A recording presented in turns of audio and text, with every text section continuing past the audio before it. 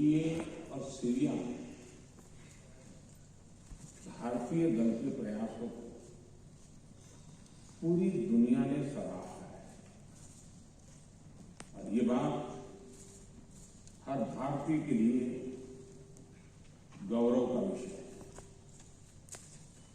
राहत और बचाव से जुड़े ह्यूमन रिसोर्स और टेक्नोलॉजिकल कैपेसिटी को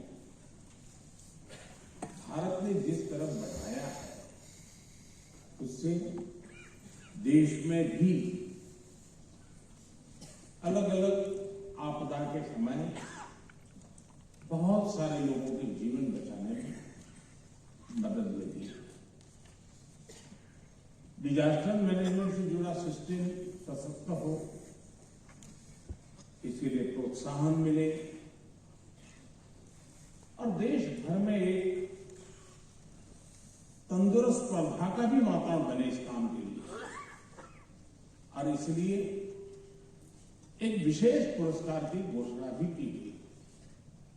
आज यहां 2 संस्थाओं को नेताजी सुभाष चंद्र बोस आपदा प्रबंधन पुरस्कार दिया गया।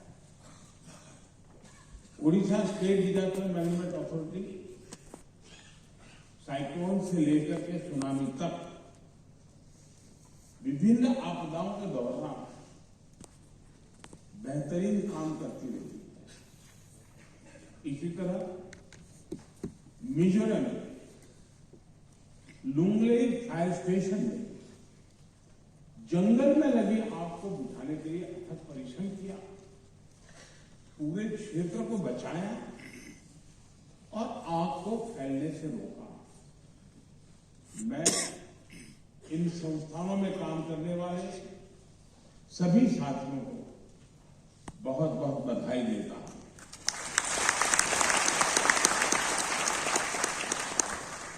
साथियों, इस सेशन के लिए आपने थीम रखी है building local resilience in a changing climate. Bharat का इस विषय से परिचित और परिचय एक प्रकार से पुराना है, क्योंकि हमारी पुरानी परंपरा का वो एक अभिन्न अंग भी रहा है। आज भी जब आप अपने कुआं, बावड़ियों, जलाशयों, स्थानीय वास्तुशास्त्र, प्राचीन नगरों को देखते हैं तो ये एलिमेंट साफ साफ दिखाई देता है। भारत में आपदा प्रबंधन से जुड़ी व्यवस्था हमेशा लोकल रही है, समाधान लोकल रहे, रणनीति भी लोकल रही।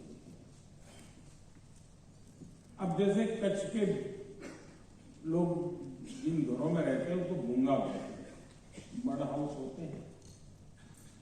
हम जानते हैं कि इस सदी की शुरुआत में आए भीषण भूकंप का केंद्र कच्छ था, लेकिन इन भूंगा घरों पर कोई असर ही नहीं हुआ।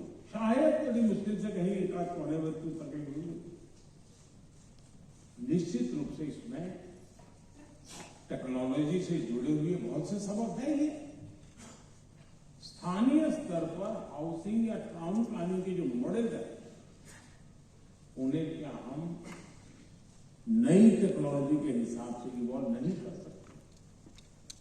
चाहे लोकल कंस्ट्रक्शन मटेरियल हो या फिर कंस्ट्रक्शन टेक्नोलॉजी, इसको हमें आज की जरूरत, आज की टेक्नोलॉजी से समृद्ध करना समय की मांग है। जब हम लोकल रेजिलियंस के ऐसे उदाहरणों से फ्यूचर टेक्नोलॉजी को जोड़ेंगे तभी डिजास्टर रेजिलियंस की दिशा में बेहतर कर पाएंगे। साथियों, पहले की जीवन शैली बड़ी सहज थी और अनुभव ने हमें सिखाया था कि बहुत ज्यादा बारिश, बाढ़, सूखे, आपदाओं से कैसे निपटें। इसलिए स्वाभाविक तौर पर सरकारों ने भी हमारे यहां आपदा राहत को कृषि विभाग से ही जोड़ करके रखा। भूकंप जैसी गंभीर आपदाएं आती भी थी तो स्थानीय संसाधनों से ही ऐसी आपदाओं का सामना किया जाता। अब दुनिया छोटी हो रही है, एक दूसरे के अनुभवों से सीखकर निर्माण की तकनीकों में नए नए प्रयोग भी हो रहे हैं, लेकिन वहीं दूसरी ओर आपदाओं का प्रकोप भी बढ़ रहा है। पुराने जमाने में पूरे गांव में एक वैद्य सबका इलाज करते थे और पूरा गांव स्वस्थ रहता था। अब हर बीमारी का अलग डॉक्टर होते हैं। इसी प्रकार डिजास्टर के लिए भी डायनेमिक व्यवस्था विकसित करनी होगी। जैसे पिछले 100 साल की आपदा के अध्ययन से जोनिंग की जा सकती है कि बाढ़ का लेवल कहां तक हो सकता है और उसमें कहां तक निर्माण करना है। समय के साथ इन मापदंडों का रिव्यू भी होना चाहिए, चाहे मटेरियल की बात हो या व्यवस्थाओं। साथियों, डिजास्टर मैनेजमेंट को मजबूत करने के लिए रिकग्निशन और रिफॉर्म बहुत जरूरी है। रिकग्निशन का मतलब यह समझना है कि आपदा की आशंका कहां है और भविष्य में वो कैसे घटित हो सकती है। रिफॉर्म का मतलब है कि हम ऐसा सिस्टम विकसित करें जिससे आपदा की आशंका कम हो। डिजास्टर की आशंका को कम करने का सबसे अच्छा तरीका यही है कि हम सिस्टम में सुधार करें, समय रहते उसे ज्यादा सक्षम बनाएं और इसके लिए शॉर्टकट अप्रोच के बजाय लॉन्ग टर्म थिंकिंग की जरूरत है। हम साइक्लोन की अगर बात करें तो साइक्लोन के समय भारत की स्थिति का अगर हम उसकी नजर करें तो ध्यान में आता है, एक समय था जब भारत में साइक्लोन आता था तो सैकड़ों हजारों लोगों की असमय मृत्यु हो जाती।